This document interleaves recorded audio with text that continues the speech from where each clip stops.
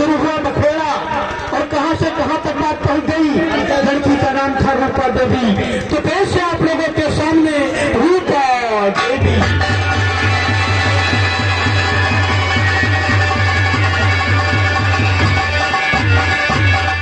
रूपा देवी अपने भाई की बीमारी से परेशान थी।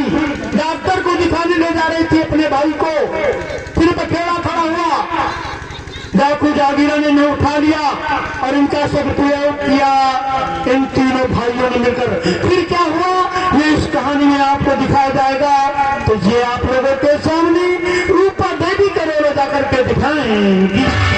नहीं मंत्री जी, मुझे बचा लीजिए। ये गुंडा मेरे पीछे पड़ गया मंत्री जी, मुझे बचा लीजिए मंत्री जी। ये मेरी इज्जत लूटी है मंत्री जी। अगर मैं बड़े भाई की दवा लेके नहीं जाऊंगी तो मेरा भाई ने मर जाएगा मंत्री जी। मुझे बचा लीजिए मंत्री जी, मुझे बचा लीजिए मंत्री जी।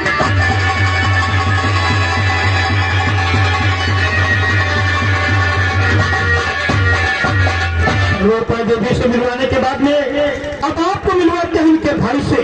नाम है राजू। तो पेश है आप लोगों के सामने रूपा देवी के भाई राजू।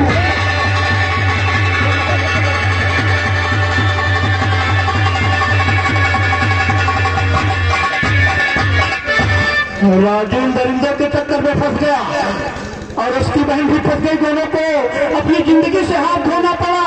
फिर क्या हुआ ये इस कहानी में आपको दिखाया जाएगा। तो ये आप लोगों के सामने रूपा देवी के भाई राजू का रोल अदा करके दिखाएंगे। दीदी मेरा सर दर्द कर रहा दीदी, मुझे बाजार से दवा ला दो दीदी। मेरा सर फटा जा रहा है दीदी, मुझे दवा ला दो दीदी। दीदी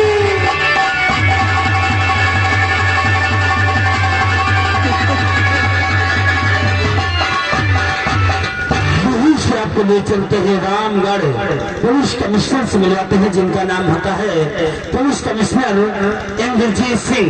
तो पेश है आप लोगों के सामने एसीपी इंद्रजीत सिंह।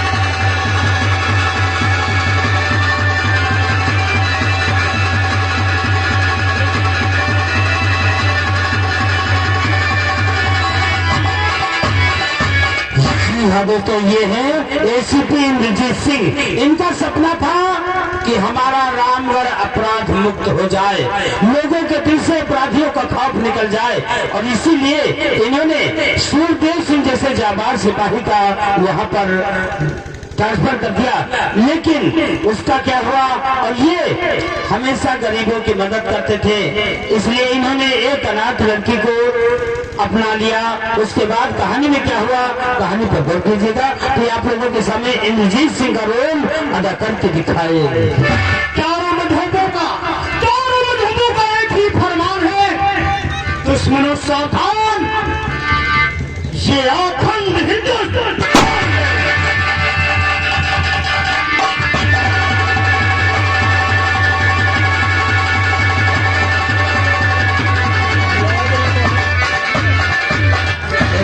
से मिलवाने के बाद अब आप लोगों को मिलवाते हैं अंतिम मिले हमारे कॉमेडी कलाकार से, जो अपनी कॉमेडी पेश करके आप लोगों का मंजूर करेंगे। तो प्लीज हमारे कॉमेडी कलाकार हवलदार अवघरनाथ।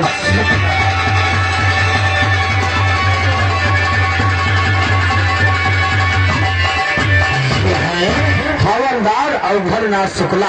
दोस्तों ये इस कहानी में शुक्ला जी का रोल अदा करके दिखाएंगे।